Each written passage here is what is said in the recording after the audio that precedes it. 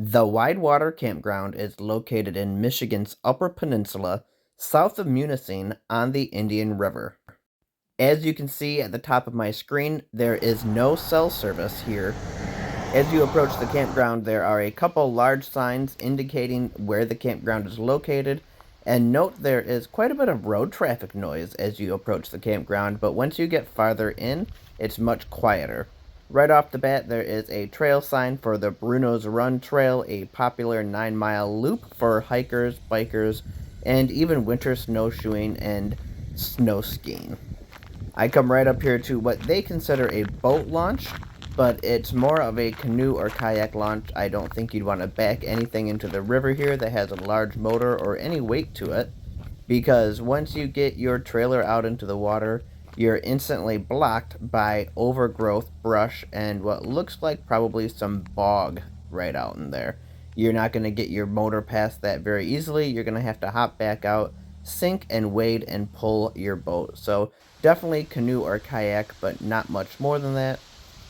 We're going to go from the boat launch area out into the campground itself. There's a small footpath that kind of leads over to a small picnic area here. You can sit here and watch fishermen. Apparently this is excellent area for trout fishing, and specifically excellent for brook trout if you're looking to go out onto the water. This is a nice quiet area. While I was here, I couldn't hear the campers or anybody up in the campground, even though the reality is there were quite a few campers here at the campground. One lonely kayak, and you wouldn't know otherwise that this campground was more than half full.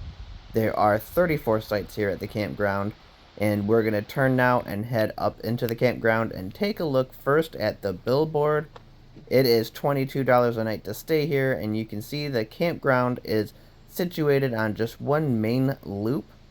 And we're going to take a look now at first the outhouse, and they're much more updated than several of these Upper Peninsula outhouses. And we're coming up to the water spigot, but unfortunately the water is not working. Whether it was shut off or it's broken, I don't know, but make sure you pack water or a filter to filter out of the river. You should definitely not resort to drinking out of the river unless you have a filter. So we're going to go through and check out the sites, and the first site we're going to look at is the one I'm parked in here. And you can see this site is actually really massive. It would be great for a couple trailers, pop-up campers. It's plenty big enough to accommodate large rigs.